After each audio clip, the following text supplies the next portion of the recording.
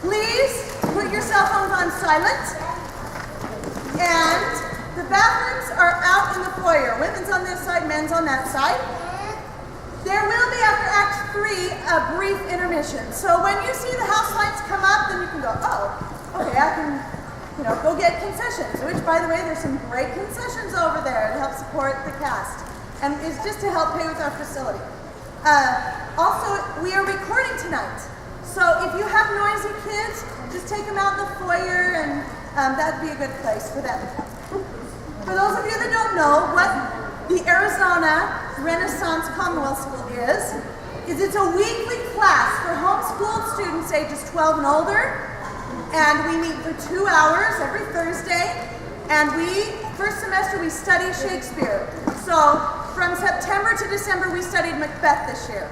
And then the second semester, we do a Shakespeare play, which you are here doing tonight. You're watching tonight.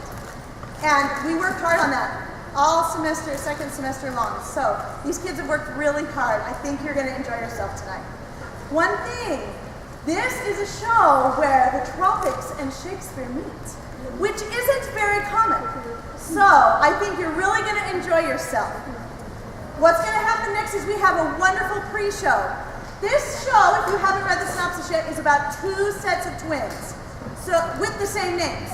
So you can imagine the mayhem that ensues. Well, in our play, I know this is going to shock you, but nobody's really twins. We have to act, right? But I really wanted real twins somewhere. So we have asked Jonah and Cody Byers, who are real twins, to do a pre-show for us tonight. They just finished their Shakespeare show, so they don't look as much like twins as normal, because their hair's different colors dyed. But we are so glad to have them. They're going to do a brief pre-show, then we will have a prayer, and then we will start our show. So thank you so much for coming. Enjoy the show. All right.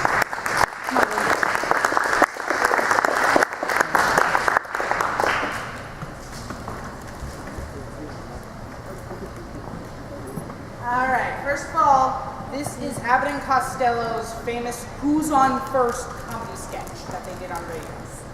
And for those who don't know what it is, Costello has gotten a letter from Joe DiMaggio asking him to be on the Yankees team because Joe is out of it.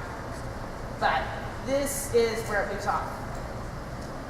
Well, Costello, I'm going to New York with you. Bucky Harris, the Yanks manager, gave me a job as coach for as long as you're on the team. Abbott, I don't know the guys' names.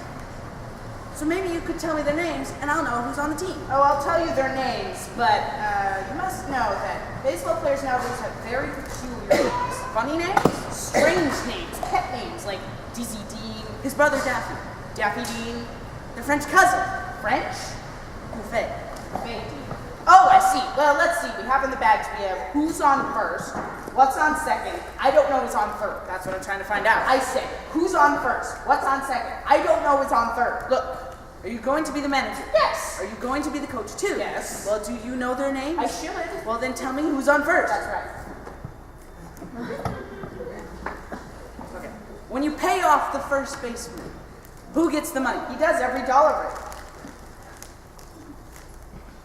Who gets the money?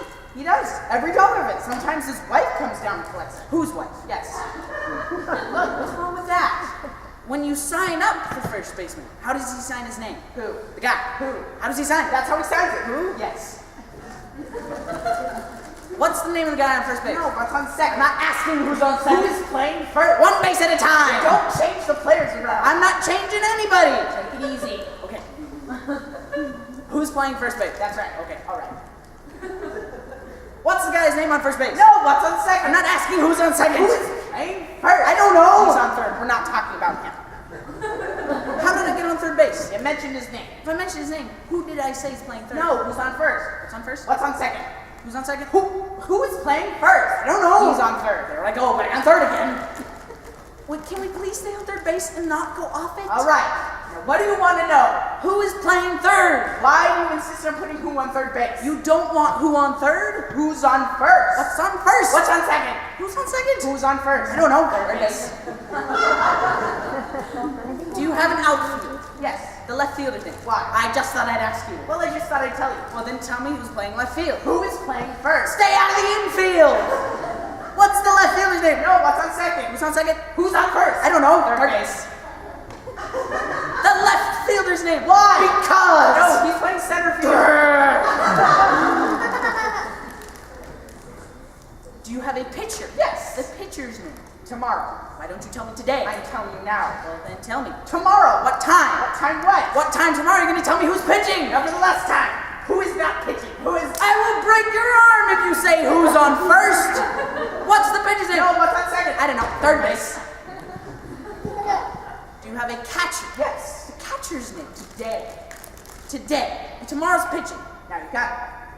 All we have is a couple of days on the team. You know, I'm a catcher too. So they tell me. I get behind that plate, do some fancy catching. Tomorrow's pitching, and a heavy hitter gets up. Yes. Now, he bunts the ball, and me, being a good catcher, I want to take the ball and throw him out at first base. So I pick up the ball and throw it to who? And that's the first thing you said right. I don't even know what I'm talking about! That's all you have to do. So I pick up the ball and throw it to who? Yes. Now, who has it? Naturally. Look, if I throw the ball to first base, somebody's got to get it. Now, who has it? Naturally. Naturally. So I pick up the ball and throw it to naturally. No, you throw it to who? Naturally. That's different. That's what I said. You're not saying that. I pick up the ball and throw it to No, naturally. you throw it to who? Naturally. That's different. That's what I said. Listen, you asked me. You throw the ball to who? Naturally. Now you ask me. You throw the ball to who? Naturally. That's it. Same as you. You just change them around. Same as you. I pick the ball and throw it to first. Whoever it is drops the ball and the guy runs to second. Who picks up the ball and throws it to what? What throws it? I don't know. I don't know. Throws it back to tomorrow. Triple play. Yes. Another hitter gets up and it's a long fly ball to because. Wow. I don't know. He's on third and I don't give a darn. What? I said I don't give a darn. He's playing shortstop. And that's it.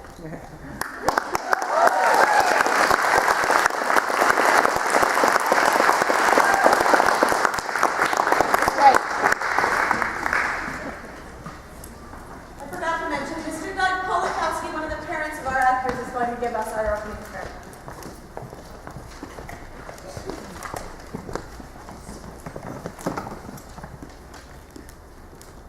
Our most kind and beloved Father in heaven, we bow our heads in gratitude for the opportunity and privilege it is to be here this evening. We express our gratitude for all the preparation that has gone into having so much fun and learning this evening with the cast and the students and the teachers and all those who are behind the scenes and all those things that we weren't aware of that it took to make this happen. We ask that you bless all those involved and bless all those who are here this evening, that they will have a good time, we'll all have fun, remember all our lines, and do all those things according to thy will. And these things we ask along with may we have safety in our travel homes too. In the name of Jesus Christ, amen.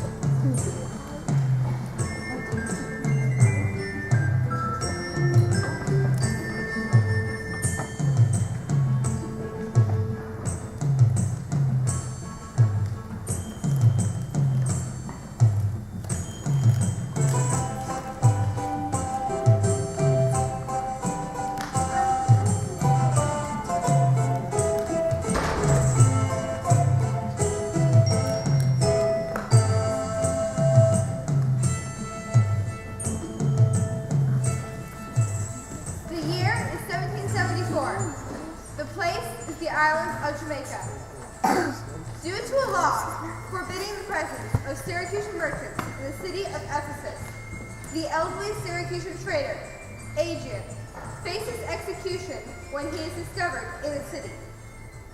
He can only escape by paying a fine of 1,000 marks. So, he tells his sad story to the Duchess Custis. In his youth, he married and had twin sons.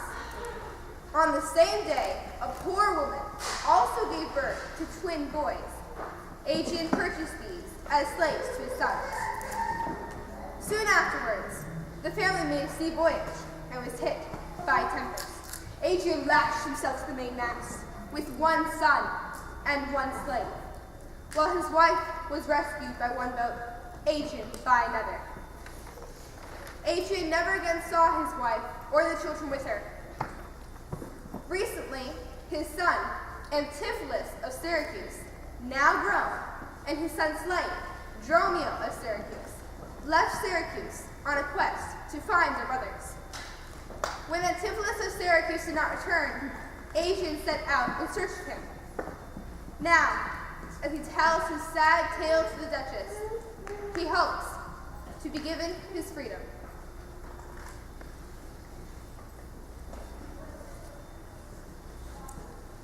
Hapless Adrian, whom the fates have marked to bear the extremity of dire mishap. Now trust me, we're not against our laws, against my crown, my oath, my dignity, which queens would they may not disannul, my soul sue as advocate for thee. Therefore, merchant, I'll live at thee this day to seek thy life by beneficial help. Try all the friends thou hast in Ephesus. Beg thou or borrow to make up the sum, and live. If no, then thou art doomed to die. Officer, take him to thy custody. I will, my lady. Hopeless and helpless doth Adrian wend, but to procrastinate his lifeless end.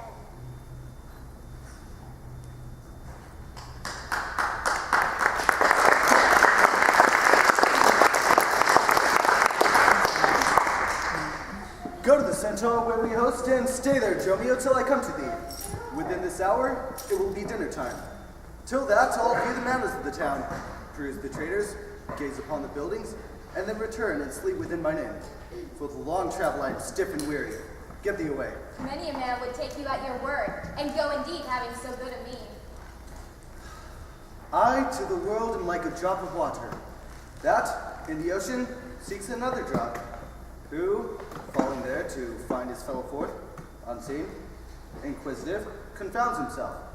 So I, to find a mother and a brother, in quest of them, unhappy, lose myself. How now? How chance thou return so soon? Return so soon? Rather approach too late. The cabin burns, the pig falls from the spit, the clock has struck 12 upon the bell, my mistress made it 1 upon my cheek. She is so hot because the meat is cold, and the meat is cold because you come not home. Stop in your Windsor, tell me this, I pray. Where have you left the money that I gave you?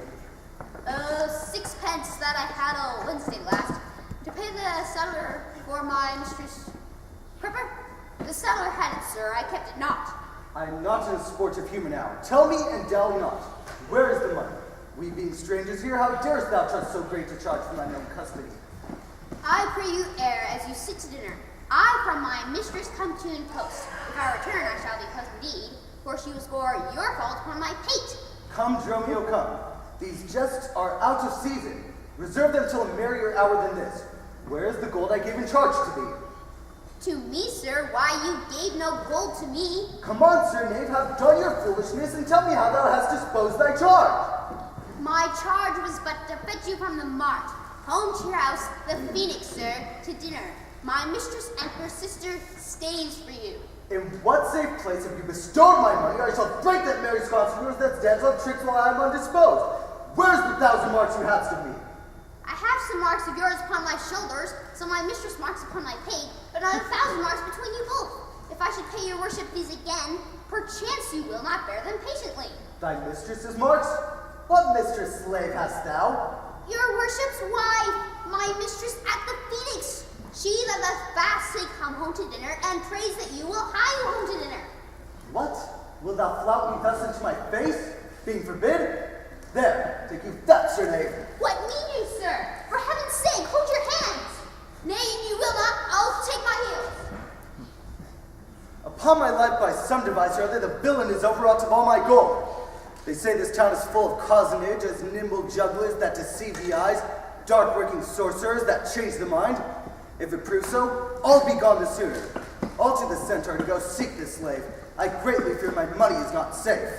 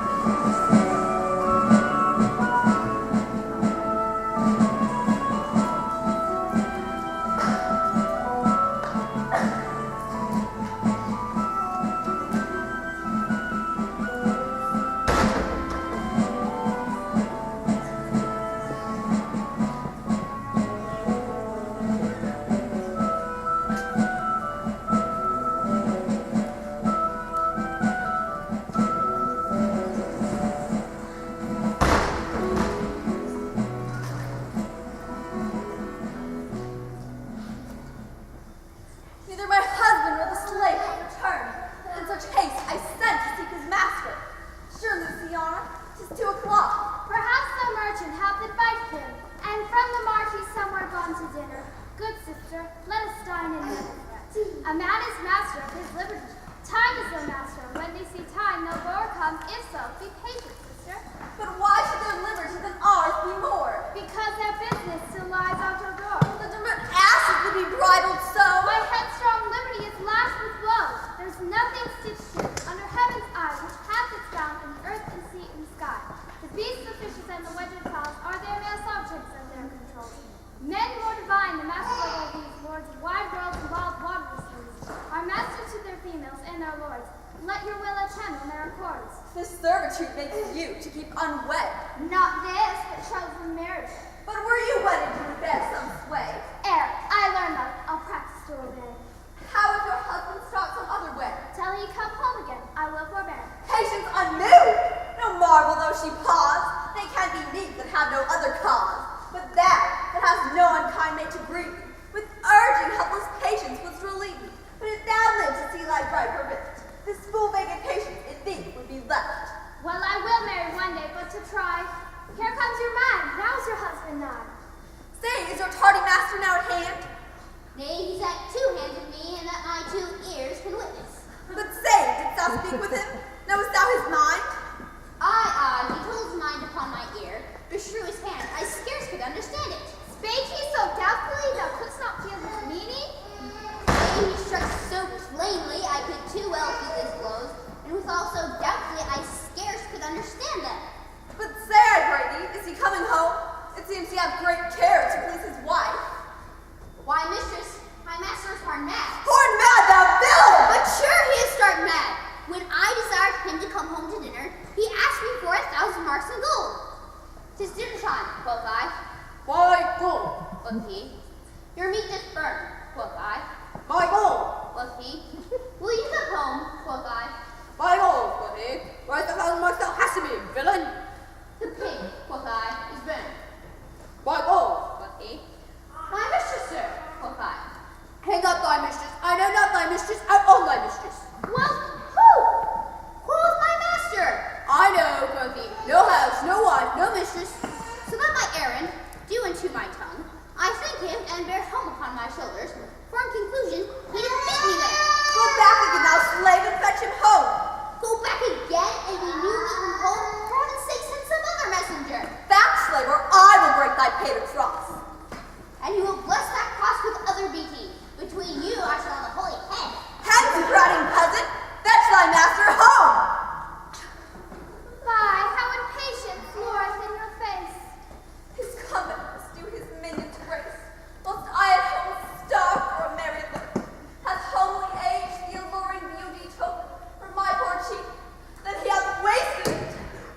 Are my discourses dull? Bear in my wit, what ruins are in me that can be found by him not ruined? Then he is drowned in my defeatures, my decay fair. A sunny look of his would soon repair, but too unruly dear. He breaks the pain and feeds from home. Poor I am and stale. Self-harming jealousy. Fie, beat it hence. Unfeeling fools can with such wrongs dispense. I know his eye doth homage otherwhere. Or else what left it, but it would be here. Sister, you know he promised me a chain. With them alone he would detain. But since my beauty cannot please his eye, all we will slipped away, and we die. How many fond fools serve mad jealousy.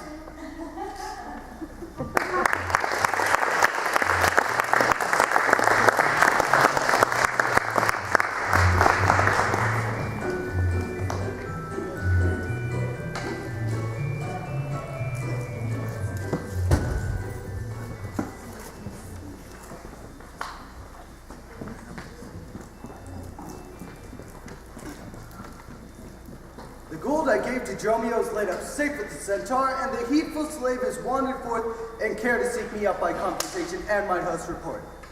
I could not speak with Dromio since at first I sent him for the march. See, here he comes. How now, sir, is your merry humor altered? As you love strokes, so jest with me again. You know no centaur? You receive no gold? Your mistress sent to have me home to dinner? My house was at the Phoenix? Wast thou mad that thus so madly thou didst answer me? What an answer, sir. When spake I such a word? Even here, even now, not half an hour since. I have not seen you since you sent me hence, home to the centaur with the gold you gave me. Villain, thou didst deny the gold receipt and told me of a mistress and a dinner, for which I hope thou felt'st I was displeased. I am glad to see you in this merry vein. What means this jest? I pray you, master, tell me. What?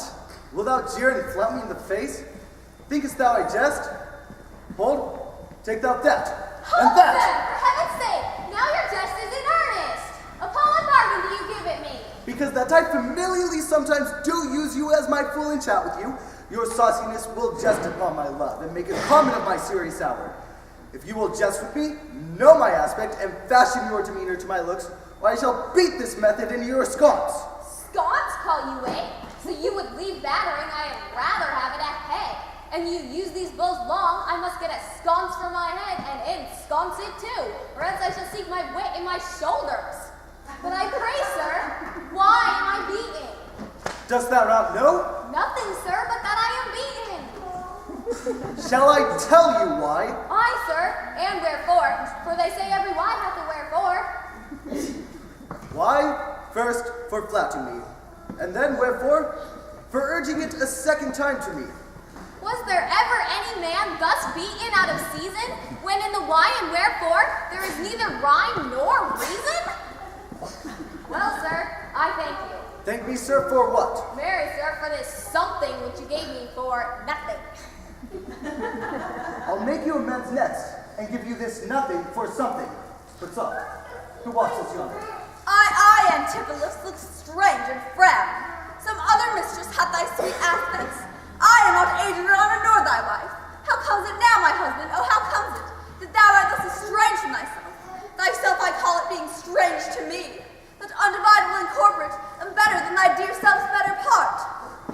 Do not tear thyself away from me. I live unstained, though undishonored. Plead you to me, fair dame. I know you not. In Ephesus I am but 2 hours old, as strange into your town as to your talk, with wit and all one word to understand. Fie, brother, how the world has changed with you. When would you want to lose my sister thus? She sent for you by Dromio home to dinner. By Dromio? By me? By thee, thou didst return from him, that he did buffet thee, and in his blows denied my house for his, me for his wife. Did you, sir, converse with these gentlewomen? I never saw her till this time. Villain, thou liest! For even their very words didst thou deliver me on the mart. I never spake with her in all my life. How can she thus then call us by her name, unless by inspiration? How ill it breathes with depravity, to counterfeit thus grossly with your slaves, abetting him to thwart me in my mood. Come, I will fasten on this sleeve of thine. Thou art like an elm, my husband, I a vine, whose weakness married to thy stronger state makes me with thy strength to communicate. To me, she speaks. She moves me for her theme. What, was I married to her in my dream, or sleep I now and think I hear all this?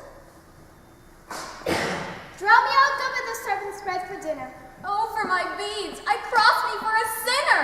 This is the fairyland. Oh, spite of spites, we talk with goblins, owls, and sprites.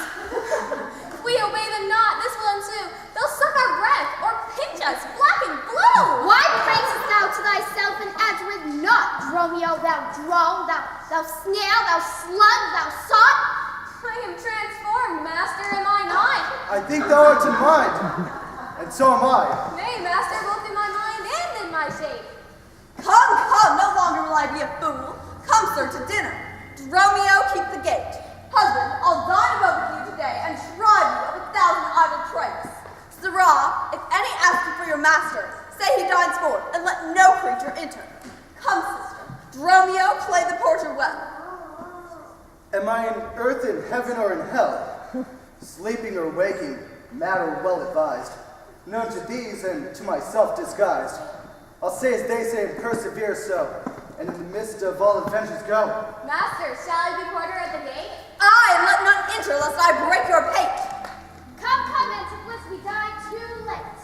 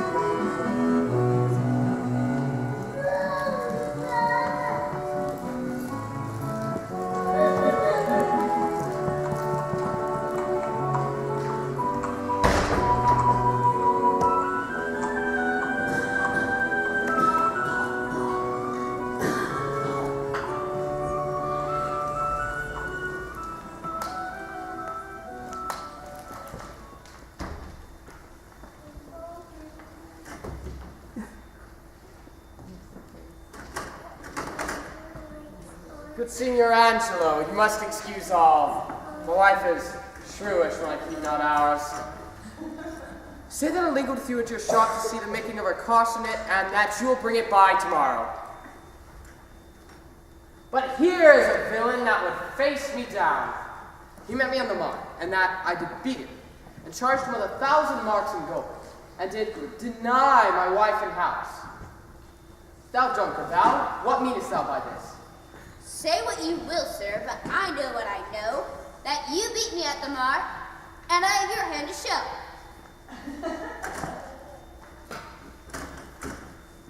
But soft, my door is locked. Go bid them let us in. Maud! Bridget! Marion! Cecil! Gallon! Dean! Well, Maltars, Capon, Coxcomb, Idiot, Hatch, either get thee from the door or sit down at the hatch. Dost thou conjure for wenches that thou callst for such a store? When one is one too many, go, get thee from the door.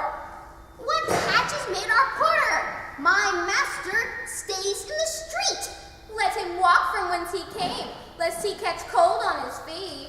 Who talks with you there? Ho! Open the door! Right, sir. I'll tell you when, and you tell me wherefore.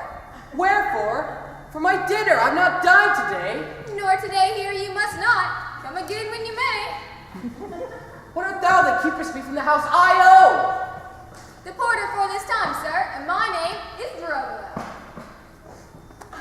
Oh, villain, thou hast stolen both my office and my name. The wonder got me credit and the other mickle blame. What a coil is there, Dromio? Who are those at the gate? Let my master in, Nell.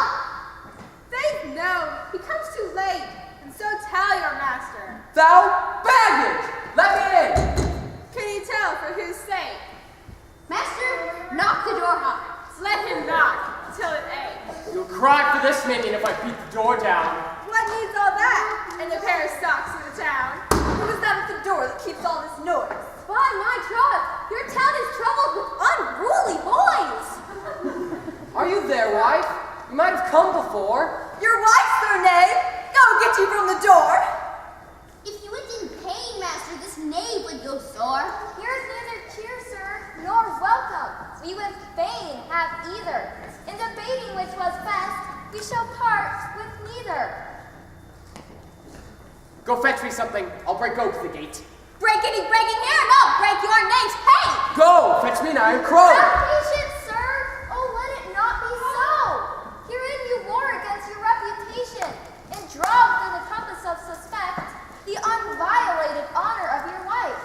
And doubt not, sir, but she will well excuse why at this time the doors are made against you. Be ruled by me.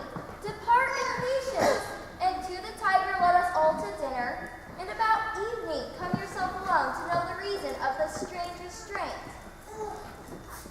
You've prevailed. I'll depart in quiet. And in spite of mirth, mean to be merry. Get you home and fetch a chain. By this I know 'tis made. Bring it, I pray you, to the pulpit time. There's the house. That chain I will bestow, be it for nothing but to spite my wife upon mine hostess there. Good sir, make haste. As mine own doors refuse to entertain me, I'll knock elsewhere and see if they'll disdain me. I'll meet you at that place an hour hence. Do so. This jest shall cost me some expense.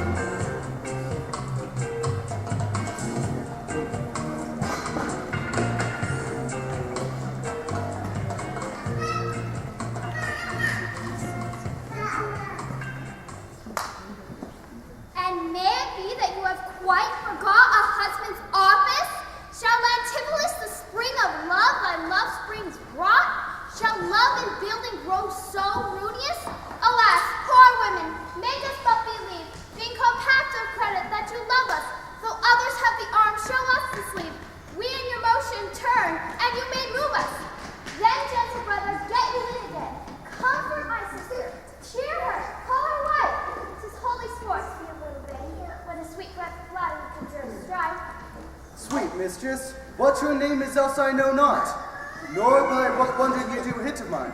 Less in your knowledge or your grace you show not than earth's wonder more than earth divine. Teach me, dear creature, how to think and speak.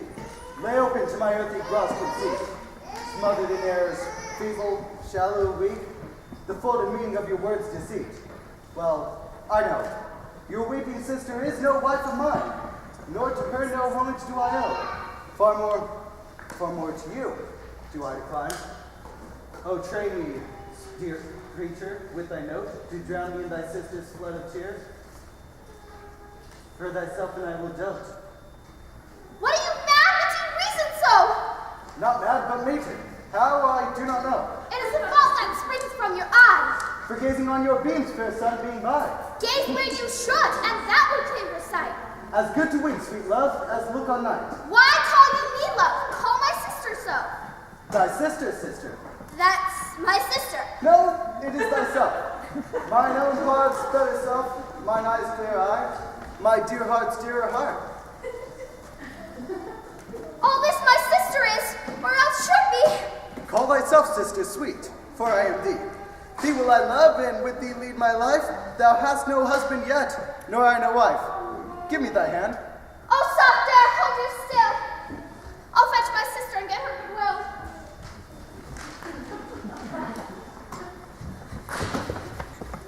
Why, how now, Dromio, where runnest thou so fast? Do you know me, sir? Am I Dromio? Am I your man? Am I myself? Thou art Dromio? Thou art my man? Thou art thyself? Nay, I am an ass. I am a woman's man and beside myself. How besides thyself? Besides thyself? Marry, sir, I'm due to a woman. One that claims me, one that haunts me, one that will have me.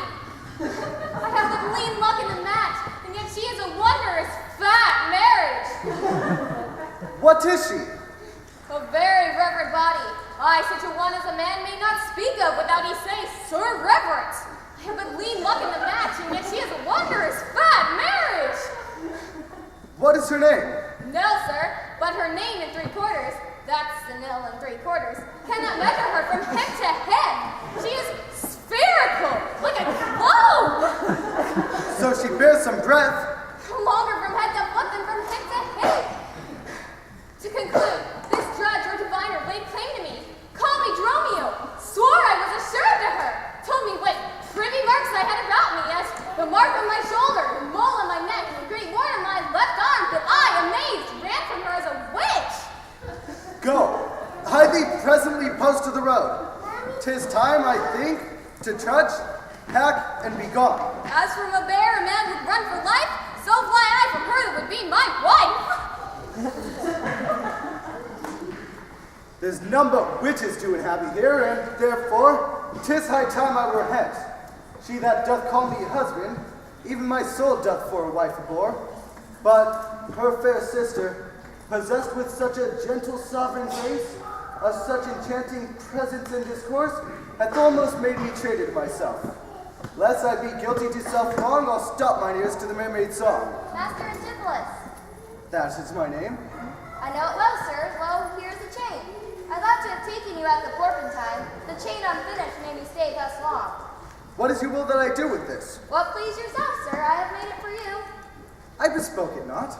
Not once, nor twice, but 20 times you did.